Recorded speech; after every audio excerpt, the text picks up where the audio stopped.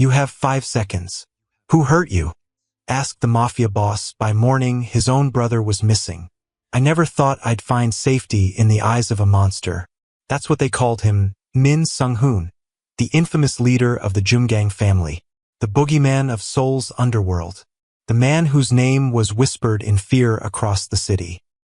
And now he was staring at me, his dark eyes cutting through the dimly lit office of Club Azure as blood dripped from my split lip onto the imported marble floor. You have 5 seconds. Who hurt you? His voice wasn't what I expected. Not loud or threatening. It was quiet, controlled, infinitely more terrifying than if he'd shouted. I'd worked as the club's pianist for nearly a year, and in all that time, I'd only glimpsed him from a distance. A tall figure in impeccable suits who moved with predatory grace. Now he was 3 feet away, studying my face with an expression that made my stomach drop. 5 seconds. How could I possibly explain 3 years of slow destruction in 5 seconds? How could I explain that the first time it happened, I convinced myself it was an accident? That the second time, I believed the apologies and promises? That by the 20th time, I no longer recognized myself in the mirror? I fell, I whispered, the lie hanging in the air like smoke. Sung-hoon didn't blink, didn't move. The silence stretched until my heart hammered so hard I thought it might break through my chest. You fell, he repeated, his tone flat. You fell so hard you have fingerprints bruised into your neck. You fell so precisely that both eyes are swollen. You fell with such unfortunate aim that you have what looks like a boot print on your ribs. I said nothing. I could feel blood trickling down my chin, the metallic taste filling my mouth. My body was a catalog of pain, each breath sending shards of agony through my ribs. But it was the shame that hurt worse, the humiliation of standing there, broken and bloodied, in front of someone like him. He took one step closer, then another. He moved with the grace of a predator, and my survival instincts screamed at me to run, but there was nowhere to go. I was in his world now, his building, his territory. Do you know who I am? He asked quietly. Yes, Mr. Min. Everyone knows who you are. The underground king of Seoul. The man who could make people disappear with a snap of his fingers. Then you understand that when someone is beaten bloody and left in my establishment's parking garage, it becomes my business. His eyes never left mine.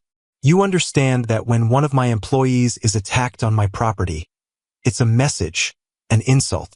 It wasn't, I started then stopped. My voice was shaking. Please, Mr. Min, I just need to clean up and go home. It won't happen again. You're right, it won't. He turned to one of the men standing behind him. I hadn't even noticed there were others in the room. Jae-wook, call Dr. Kim. Have him bring his kit. No. The word burst from me before I could stop it. No doctors, please. I can't afford. You're not paying. I can't be in debt to you. I can't. My voice broke. I was going to cry. And that was the last thing I could afford to do right now. The last thing I could let Tae-woo's family see. Sung-hoon tilted his head slightly, studying me with renewed interest. You're more afraid of owing me than you are of going back to whoever did this to you. It wasn't a question, but I found myself nodding anyway. Debt was just another kind of prison. I already knew how that story ended. Interesting. He gestured to a leather sofa against the far wall. Sit. My legs were shaking so badly I nearly collapsed onto the cushions. The moment I sat, the adrenaline that had been holding me together started to fade, and the full weight of the pain crashed over me. Sung-hoon crossed to a bar cart and poured 2 fingers of soju into a crystal glass. He brought it to me, pressing it into my trembling hands. Drink. I obeyed. The alcohol burned going down, but the warmth spread through my chest, dulling the worst of the pain. I took another sip, grateful for the momentary relief, for the liquid courage. I'm going to ask you one more time, Sung-hoon said, settling into the armchair across from me. And this time I want the truth. Who did this to you? I stared into the glass. I thought about my tiny apartment in Itaewon, the one room I could barely afford. I thought about my grandmother's medical bills, the endless stack that grew no matter how many hours I worked. I thought about the nursing home in Busan, where my Halmini didn't even recognize me anymore, but still needed round-the-clock care. I thought about Taewoo's last words before his fist had connected with my stomach. You think you can leave? You think anyone else would want you? You're nothing without me. The words had cut deeper than the blows, because part of me believed them. 3 years of being told you're worthless eventually convinces you it might be true. If I tell you, I whispered, he'll kill me. If you don't tell me, Sung-hoon replied, his voice soft but edged with steel, I'll find out anyway, and when I do, I'll be much less inclined to handle this quietly. My laugh came out bitter and broken. You think this is about handling things quietly? You think there's a version of this where I walk away clean? My entire existence for the past 3 years had been about surviving until tomorrow.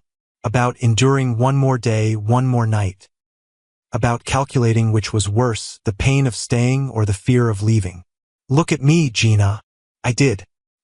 His dark eyes had softened slightly, though his expression remained unreadable. How did he know my name?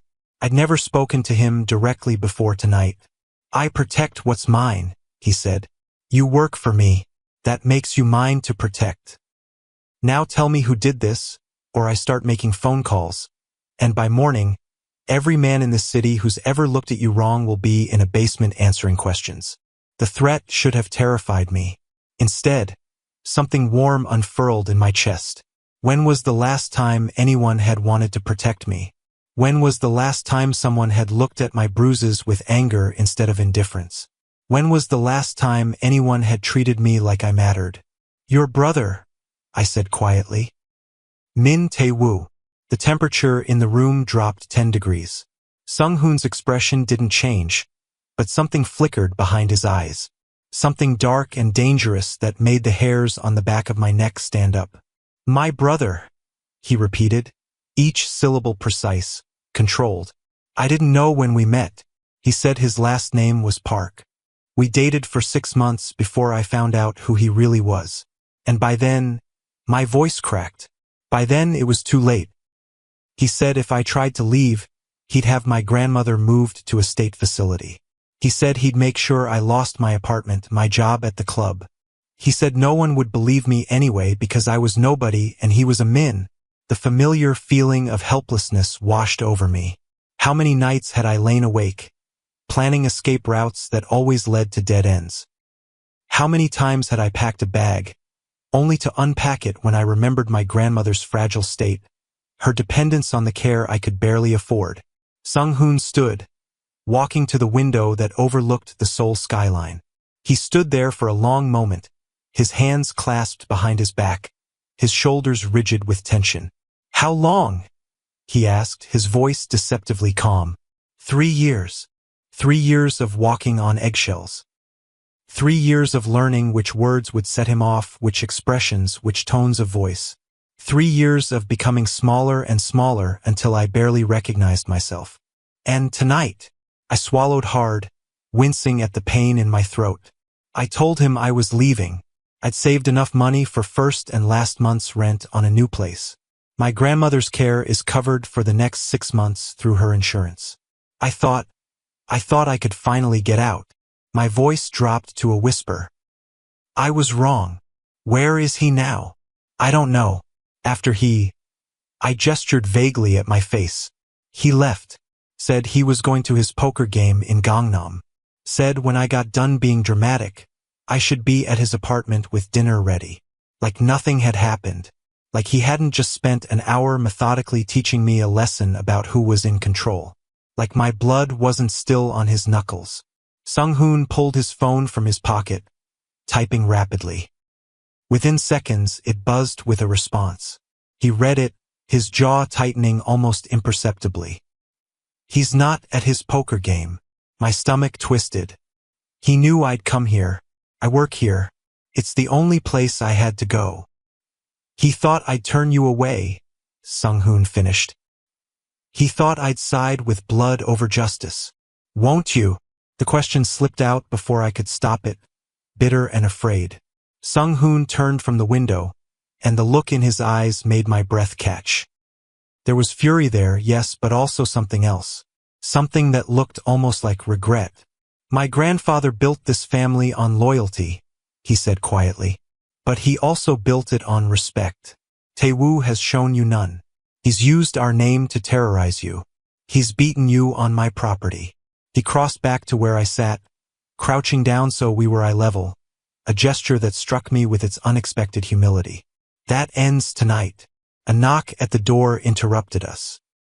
An older man with silver hair entered, carrying a black medical bag. He took one look at me, and his expression shifted to professional concern. "Dr. Kim," Sung-hoon said, standing. "Make sure she's all right." "No hospital," I said quickly. "Please." Hospitals meant records, questions, police reports that would lead nowhere except back to Tae-woo, angrier than ever. Dr. Kim gave me a kind smile. "I have everything I need with me, my dear. We'll take care of you right here." He looked at Sung-hoon. "May I?" Sung-hoon nodded and stepped back, though I noticed he didn't leave the room. He returned to the window, phone in hand, typing rapidly. Dr. Kim worked gently, cleaning the blood from my face and examining my injuries with practiced efficiency. He asked me questions in a soft voice. "Where does it hurt? Can you breathe deeply? Any dizziness or nausea?" And I answered as best I could, trying not to flinch when his fingers probed the tender spots along my ribs, trying not to cry when he cleaned the cut above my eye. "2 cracked ribs," he finally announced. "Severe bruising to the face and torso, mild concussion. Nothing that won't heal, but you'll need rest." He looked at Sung-hoon. "She shouldn't be alone for the next 48 hours. "She won't be," Sung-hoon said without turning from the window. I opened my mouth to protest, but Dr. Kim was already wrapping my ribs with expert precision. The pressure helped, making it easier to breathe. He gave me pain medication and instructions for care, all of which Sung-hoon listened to with complete attention despite appearing focused on his phone. When Dr. Kim left, I tried to stand. My legs wobbled, and Sung-hoon was there instantly, his hand on my elbow, steadying me. "Easy. I should go," I said. "I've caused enough trouble." "You've caused no trouble at all." My brother, on the other hand, he guided me back to the sofa. "You're staying here tonight."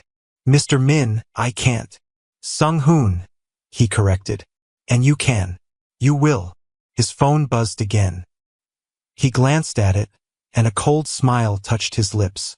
"Jae-wook just found Tae-woo. He's at his apartment on Gangnam-dero." My heart stopped. "What are you going to do?" "Have a conversation with my brother about respect. He'll deny it. He'll say I'm lying." Tae-woo was so good at lying. So convincing. So charming when he wanted to be. How many times had people looked between us? Him with his easy smile, me with my downcast eyes, and decided I must be the one at fault. Sung-hoon's smile didn't reach his eyes. "I'm very good at knowing when someone's lying to me, Gina. And Tae-woo. He's disappointed me for the last time." There was something in his voice that sent a shiver down my spine. Not fear exactly, something else. Something that felt dangerously close to hope. "Why do you care?" I asked quietly. "I'm nobody. Just a pianist who was stupid enough to fall for the wrong man. Stupid enough to believe Tae-woo's lies. Stupid enough to think I could save him from his demons. Stupid enough to stay after the first time he hit me. After the first time he locked me in a room for hours. After the first time he made me beg for forgiveness for something I hadn't done." Sung-hoon turned to face me fully, and for the first time since I'd met him, his expression softened completely. "Do you know why I built Club Azure?" he asked. I shook my head. "My mother," he said. "She was a classical pianist, like you. When I was a child, before my grandfather brought us into the family business, she played at a club in Hongdae. One night, the owner put his hands on her. She told my grandfather, and he handled it. But afterward, he said to me, 'Sung-hoon, when you're in a position of power, you protect the people under you, always, because the moment you stop protecting them, you lose the right to lead them.'" He moved closer, crouching down in front of me again. "You work for me, Gina. That means you're under my protection, and I take that responsibility very seriously. I felt tears burning behind my eyes. I don't want anyone to get hurt because of me. My brother hurt you, Sung-hoon said simply. That has consequences. His phone rang. He answered it, listening for a moment before his expression darkened. Bring him in, he said. No, not here. The warehouse in Incheon. And make sure he's presentable. He ended the call and looked at me. Tae-woo will be handled. I want you to stay in the bedroom through there. He gestured to a door on the far side of the room. Lock it. Don't come out until I come for you. Sung-hoon. Gina. His voice was firm. Trust me, please. And somehow, impossibly, I did. The bedroom was larger than my entire apartment, decorated in dark woods and cream linens. I locked the door as instructed and sank onto the bed, every muscle in my body screaming. The pain medication was starting to work, making everything feel slightly distant and fuzzy. I must have dozed off because I woke to the sound of Sung-hoon's voice, calm and measured, coming through the door. I couldn't make out the words, but the tone sent chills down my spine. Then silence. Long, horrible silence that stretched until my nerves were screaming. Finally, a soft knock at the door. Gina, it's safe. You can come out. I unlocked the door with shaking hands. Sung-hoon stood in the doorway, his shirt slightly rumpled but otherwise unmarked. Behind him, the penthouse looked normal. No signs of violence, no blood. Where is he? I whispered. Gone. Gone where? Sung-hoon's expression was unreadable. Somewhere he won't hurt you again. That's all you need to know. My knees went weak. Sung-hoon caught me, his arm steady and sure. Did you? Is he? He's alive, Sung-hoon said quietly. For now. But he's no longer welcome in Seoul. By morning, he'll be on a plane to our operations in Jeju Island. He'll stay there indefinitely. His dark eyes met mine. He won't be coming back, Gina. Ever. But he's your brother. The words sounded hollow even to me. How many times had I made excuses for Tae-woo? How many times had I told myself that family was family? That deep down he must love me? That if I just loved him enough, he'd change? Sung-hoon's jaw tightened. I told him he had a choice. Leave voluntarily and maintain some dignity, or I make it public while he's being exiled. He chose to leave quietly. My head was spinning. I don't understand. You barely know me. Why would you? Because it's the right thing to do, Sung-hoon said simply. Because every person deserves to feel safe. And because... He paused, something uncertain crossing his features.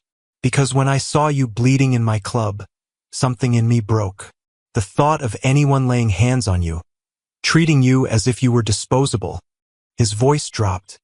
I haven't felt protective rage like that in a very long time. I stared at him. This dangerous man with his tailored suit and cold eyes who had just exiled his own brother for me. This man who was looking at me now like I was something precious, something worth protecting.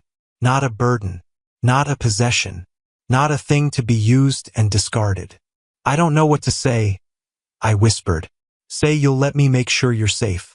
Say you'll let Jae-wook drive you to get your things from wherever you've been staying. Say you'll accept my help finding a new apartment in a building with actual security. He reached up slowly, telegraphing his movement, and gently tucked a strand of hair behind my ear. Say you'll play the piano for me once you've healed. Something just for me. My breath caught. You're asking me to play for you privately? I'm asking for a chance to show you that not all mints are monsters. A slight smile touched his lips. Though I understand if you'd rather not. You've certainly earned the right to never want to see this family again. I thought about the past 3 years. The fear, the isolation, the way Tae-woo had systematically cut me off from everyone who cared about me until I had no one left. The way he'd made me feel small and worthless and trapped. Then I looked at Sung-hoon, at the way he'd crouched down to speak to me at eye level. The way he'd believed me without question. The way he'd chosen justice over blood. Okay, I said softly. Sung-hoon's eyebrows rose slightly. Okay. Okay to all of it. The help with my things, the apartment, the... I felt heat rise in my cheeks. The private performance. The smile that spread across Sung-hoon's face transformed him. For just a moment, he didn't look like a mafia boss. He looked like a man who'd been given an unexpected gift. Good, he said quietly. That's good. We stood there for a long moment, neither moving. Then Sung-hoon cleared his throat. You should rest. It's almost 3 o'clock in the morning, and Dr. Kim will have my head if you don't follow his instructions. I nodded, but I didn't want to move. Didn't want to break whatever fragile thing was forming between us. Will you stay? I asked, then immediately felt foolish. I mean, not in the bedroom, obviously, but I don't want to be alone. Sung-hoon's expression softened. I'll be right outside the door. You have my word. And he was. When I finally climbed into the massive bed, still wearing the borrowed clothes Sung-hoon had given me, I could see the shadow of him settling into the armchair through the crack in the door I'd left open. The knowledge that he was there, standing guard, made it possible for me to close my eyes. I slept better than I had in 3 years. I woke to sunlight streaming through the windows and the smell of fresh coffee. For a moment, I was disoriented, not recognizing the room. Then the events of the previous night came flooding back, and I sat up too quickly. Pain flared through my ribs, making me gasp. Easy. Sung-hoon was suddenly there, coffee cup in hand. Dr. Kim said you'd be sore for a few days. I accepted the coffee gratefully. What time is it? Almost noon. You needed the sleep. He settled into the chair beside the bed, his own cup in hand. He'd changed clothes, now wearing dark jeans and a black sweater that made his dark eyes even more striking. How do you feel? Like I was hit by the KTX, I admitted. But better than last night. Good. Sung-hoon was quiet for a moment. I had Jae-wook bring your things from your apartment. They're in the living room. I also took the liberty of having my real estate manager compile a list of available apartments in secure buildings. Whenever you're ready to look, just say the word. I stared at him. You did all that while I was sleeping? I'm an early riser. His lips quirked. And I wanted to make sure everything was in place before you woke up. I didn't want you to feel trapped here. The consideration in that simple statement made my throat tight. After 3 years with Tae-woo, who used isolation as a weapon, who would hide my keys, check my phone, track my movements, the mere fact that Sung-hoon cared about my autonomy was staggering. Thank you, I managed. There's something else. Sung-hoon leaned forward, his expression serious. Tae-woo signed papers this morning. Official documents severing his ties to the family business and acknowledging his voluntary exile. He also signed over his apartment to you. I nearly dropped my coffee. What? Consider it payment for 3 years of abuse, Sung-hoon said, his voice hard. The apartment is worth about 2 billion won. You can sell it, keep it, do whatever you want with it. But it's yours now. Free and clear. I can't accept. You can and you will. Sung-hoon's tone left no room for argument. Tae-woo owed you far more than an apartment. This is the least he can do to make amends. My mind was reeling. 2 billion won. Enough to pay for Halmiani's care for the rest of her life. Enough to finish my music degree. Enough to never worry about money again. Sung-hoon stood, setting his coffee down. Jae-wook will handle the paperwork. You don't have to do anything but sign. He moved toward the door, then paused. I'll give you some privacy to get dressed. There are clothes in the closet that should fit. Take your time. Sung-hoon. He turned back. Why are you being so kind to me? He was quiet for a long moment, his dark eyes searching my face. Because you deserve kindness, he said finally. Because you survived 3 years of hell. And because you're still brave enough to ask for help when you needed it. And because he hesitated. Because I think you might be the first genuinely good person I've met in a very long time. He left before I could respond, closing the door softly behind him. I sat there for a long time holding my coffee, trying to process everything that had happened in the past 12 hours. My life had been turned completely upside down. Tae-woo was gone. I had an apartment worth billions. And Min Sung-hoon, the most dangerous man in Seoul, was looking at me like I hung the moon. It was terrifying and exhilarating and completely, utterly overwhelming.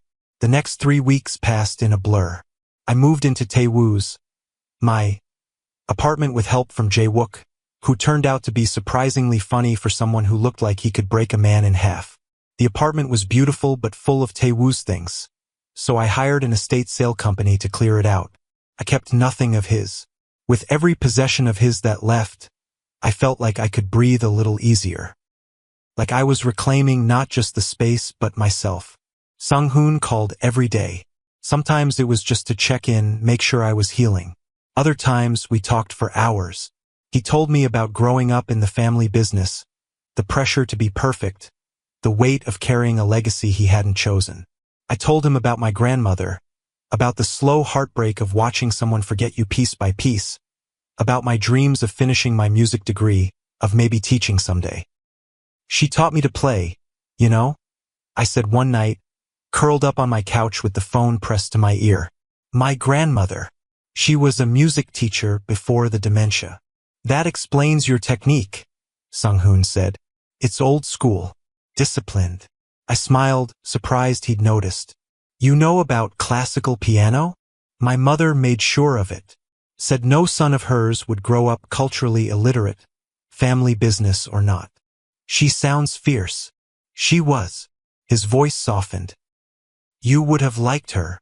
He never pushed, never demanded, but he was always there. And slowly, carefully, I felt myself beginning to trust again. For weeks after that terrible night, I returned to Club Azure to play. My hands trembled slightly as I sat at the grand piano, but when my fingers touched the keys, everything else fell away. I played Chopin, Rachmaninoff, Yuruma, pouring all my pain and hope and confusion into the music. When I finished my set, I looked up to find Sung-hoon standing in the shadows, watching me with an expression that made my heart race. He came to my performances every night after that, always sitting in the same corner booth, always watching with the same intensity. One night, after the club had closed, I found myself playing just for him. The staff had gone home, the lights were dimmed, and it was just the two of us in the cavernous space. Play something Korean, he said quietly, coming to stand beside the piano. I nodded and began to play Ararang, the haunting melody filling the empty club. Sung-hoon closed his eyes, listening, and when I finished, he looked at me with something like wonder. My mother used to play that, he said. I haven't heard it since she died. I'm sorry. Don't be. It was beautiful. He hesitated. Would you have dinner with me tomorrow? Not here. Somewhere else. Somewhere public. My breath caught. You're asking me on a date? I'm asking for a chance to know you outside of all this. He gestured around the club. Outside of what happened with Taewoo. I thought about it. About the past month. About the way Sung-hoon had never once made me feel indebted or trapped. The way he'd given me space and time and choices. Yes, I said softly. I'd like that. The smile that spread across his face was like the sun breaking through clouds. We had dinner at a small Hanok restaurant in Bukshin, tucked away from prying eyes. Sung-hoon wore casual clothes, dark jeans and a simple button-down, and looked more relaxed than I'd ever seen him. We talked about everything and nothing. He told me about his favorite childhood memories, about the time his grandfather taught him to fish in the Han River. I told him about learning piano from my grandmother, about the first time I performed in public at age 7. It was the most normal I'd felt in years. After dinner, he walked me to my car, keeping a respectful distance between us. When we reached it, I turned to face him. Thank you, I said, for tonight, for everything. Sung-hoon's eyes were warm in the streetlight. Gina, he stopped, something uncertain in his expression. What is it? I want to see you again. Not at the club. Like this. My heart was hammering. I'd like that. He nodded, a small smile playing at his lips. Good. As I drove home that night, I realized I was smiling. Actually smiling. The bruises had faded. My ribs were healing. And for the first time in 3 years, I felt like I could breathe again. The next 2 months were like a dream. Sung-hoon and I had dinner twice a week. Sometimes at restaurants, sometimes at my apartment where I cooked for him. We took walks along the Han River, visited art galleries, sat in cafes talking for hours. He never pushed for more, never made me feel rushed or pressured. He was patient, gentle, everything Taewoo had never been. And slowly, I found myself falling for him. For his unexpected sense of humor, for the way he listened when I spoke, for the fierce protectiveness that never felt possessive. One night, as we sat on my balcony watching the Seoul skyline, Sung-hoon took my hand, his thumb tracing circles on my palm. "I need to ask you something," he said. "And I want you to be completely honest with me." My stomach tightened with anxiety. "What is it? Are you still afraid of me?" The question caught me off guard. I looked at him, really looked at him. This man who could order deaths with a phone call, who controlled half of Seoul's underworld, who had exiled his own brother without hesitation. "No," I said, surprised to find it was true. "I'm not afraid of you. But you know what I am, what I do." I nodded. "I know." "And it doesn't bother you?" I considered the question carefully. It should, but it doesn't. Maybe that makes me a bad person. Or maybe it just makes you practical. He squeezed my hand. "This world isn't black and white, Gina. Someone needs to maintain order in the shadows. And that someone is you? For now." His expression grew serious. "There's something I need to tell you." My stomach dropped. "What is it?" "My grandfather is stepping down. The family has voted, and I'm taking over as head of the entire operation. Not just Seoul. Everything." I squeezed his hand. "That's huge. How do you feel?" "Terrified," he admitted. "It's everything I've been working toward, but it's also," he trailed off. "It's dangerous, Gina. More dangerous than what I've been doing. There will be threats, attempts on my life, people who want to use my weaknesses against me." I understood. We talked about his world enough that I knew what he was saying. "I understand." "No, you don't." Sung-hoon turned to face me fully. "Because you're my weakness, Gina. You're the one thing in this world that could bring me to my knees, and every enemy I have will figure that out eventually." I felt cold despite the warm evening. Are you breaking up with me?" "What? No." Sung-hoon looked horrified. "No, I'm asking you to marry me." My brain short-circuited. "You're what?" Sung-hoon reached into his pocket and pulled out a small jade box. He opened it, revealing a stunning jade ring set in platinum. Exactly what I would have chosen for myself. "I'm asking you to marry me," he repeated. "I know it's fast. I know this life is complicated and dangerous, but I also know that I love you. I know that you make me want to be better. And I know that facing this future without you is unthinkable." His voice softened. "Gina, will you marry me? Will you let me protect you and stand beside you and build something real with you?" My hands were shaking. Tears were streaming down my face. 6 months ago, I'd been trapped in a nightmare I couldn't escape. Now I was being offered a future I hadn't dared to dream about. "You love me," I whispered. "Desperately," Sung-hoon said. "I have since that first night. I just didn't want to scare you away by saying it." "I love you too," I whispered. "I think I have for months. I was just afraid to admit it." "So, is that a yes?" "Yes," I said. "Yes, of course, yes." Sung-hoon's smile was blinding. He pulled the ring from the box and slid it onto my finger, his hands surprisingly steady. Then he pulled me into his arms and kissed me, deep and possessive and full of promise. When we broke apart, I was laughing and crying at the same time. "There's more," Sung-hoon said. "I want to do this right. I want a traditional wedding, not some courthouse thing. I want your grandmother there. I want my family there. I want everyone to know that you're mine and I'm yours." My throat was tight. "My grandmother doesn't remember me anymore." "She might not remember you," Sung-hoon said gently, "but she'll feel the love in that room. She'll see you happy. That matters." I threw my arms around his neck, and Sung-hoon held me close, rocking me gently. "I'm going to spend the rest of my life making sure you never regret this," he murmured against my hair. That's my promise to you. I know, I whispered back. I trust you. And I did completely.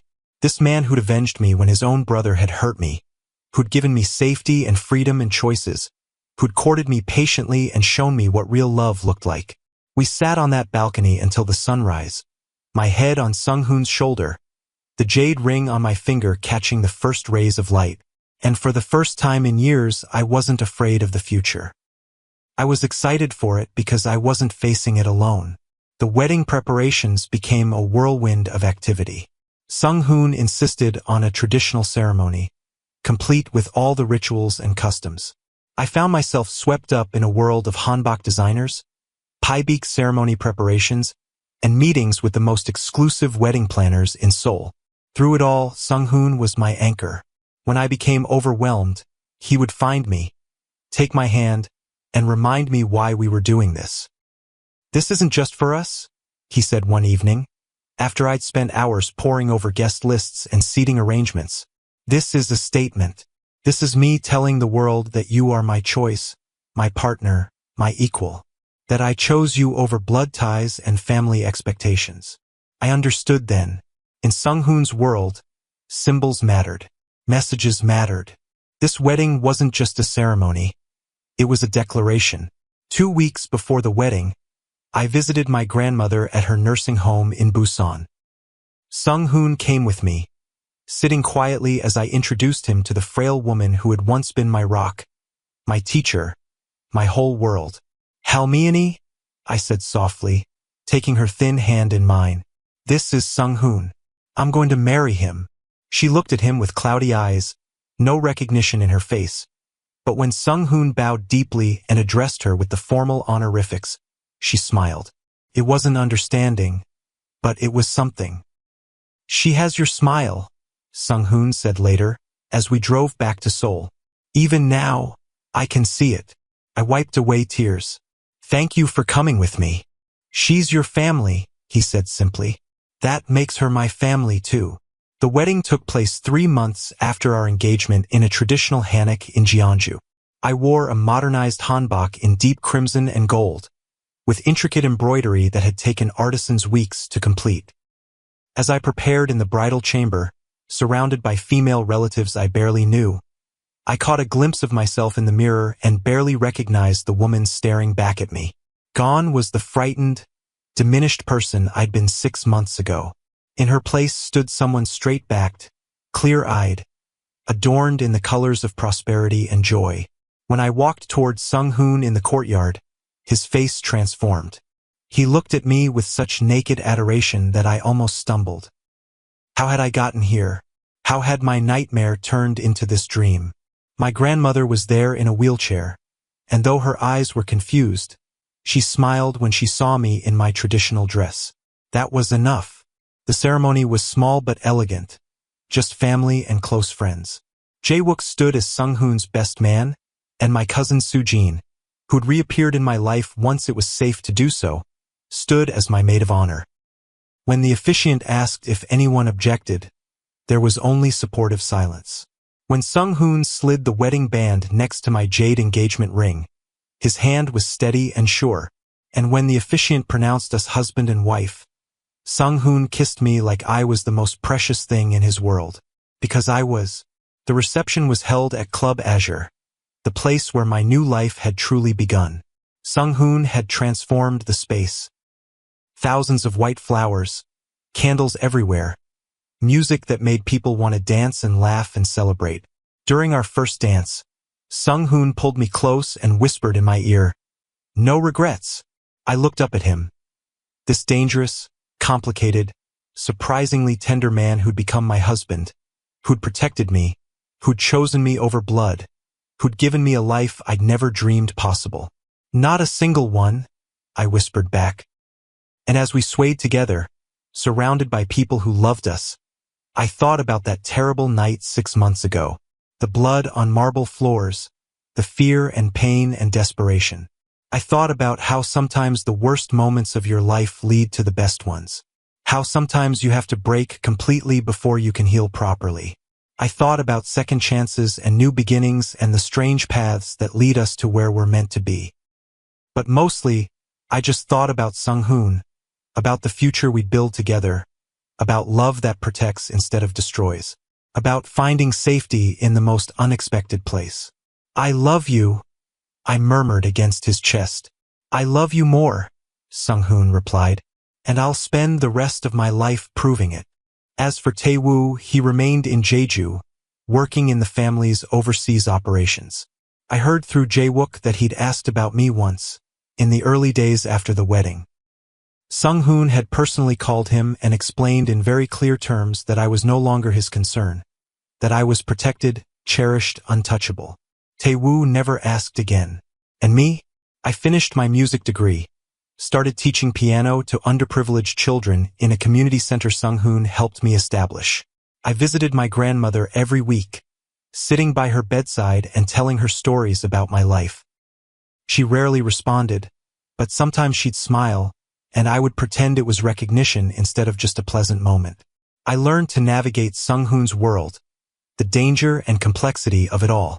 I learned which questions not to ask and which loyalties mattered most. I learned when to be the gentle wife at home and when to be the steely-eyed partner at his side during business functions. I learned to recognize the subtle power plays, the hidden meanings, the veiled threats that were the language of his world. Some nights, I'd wake to find Sung-hoon's side of the bed empty, and I knew better than to ask where he'd gone or what he'd done. Those nights, I'd simply wait for him, and when he returned, sometimes with shadows in his eyes, I'd hold him and remind him that he was more than the darkness he sometimes had to embrace. "How can you still look at me like that?" he asked once, after a particularly brutal week dealing with a rival family's betrayal. "Knowing what I am? What I've done?" I took his face in my hands. "Because I see all of you, Sung-hoon. Not just what you do, but why you do it. Not just your actions, but your intentions. And if my intentions aren't always pure, then I'll remind you what you're fighting for, what's worth protecting." He pulled me against him, burying his face in my hair. "What did I do to deserve you?" "You asked me who hurt me," I said softly, "and then you made sure it never happened again." 1 year after our wedding, I discovered I was pregnant. When I told Sung-hoon, he went completely still, then dropped to his knees in front of me, pressing his ear to my still flat stomach. "A baby," he whispered. "Our baby. Are you happy?" I asked, suddenly nervous. We hadn't discussed children, hadn't planned this. He looked up at me with tears in his eyes. "Happy doesn't begin to cover it." He stood, cupping my face in his hands. "Gina, you've given me everything I never knew I wanted. Family, future, a reason to be better than I was raised to be." As my body changed, as our child grew inside me, Sung-hoon became even more protective. Security was doubled. I was never alone. Some might have found it stifling, but I understood. In his world, family was both strength and vulnerability. "I'll build a different world for our child," he promised one night, his hand splayed across my growing belly. "A legitimate one. One where they never have to make the choices I've made." "I know you will," I said, because I did know. If anyone could transform a legacy of darkness into something better, it was Sung-hoon. When our daughter was born, tiny and perfect with her father's intense eyes and my stubborn chin, I watched Sung-hoon transform again. This dangerous man, this feared leader, reduced to awestruck silence by 10 perfect fingers and toes. "Min Ha-eun," he whispered, naming her for both his mother and mine. "Our little blessing." And she was. A blessing, a bridge, a new beginning. Because happiness, I discovered, wasn't about having a perfect life. It was about finding someone who made the imperfect parts bearable. Someone who stood beside you when things got hard. Someone who chose you every single day, no matter what. And every night, when Sung-hoon pulled me close and whispered that he loved me, I knew I'd made the right choice. I'd asked a dangerous man for help, and he'd given me his heart instead. 6 years ago, I stood bleeding in Club Azure, certain my life was over. 5 seconds later, I told the truth to a man I should have feared but didn't. And by morning, my abuser was gone, replaced by someone who saw my value, who cherished my strength, who would move heaven and earth to keep me safe. You have 5 seconds. Who hurt you? He had asked. And with those 7 words, my entire life changed.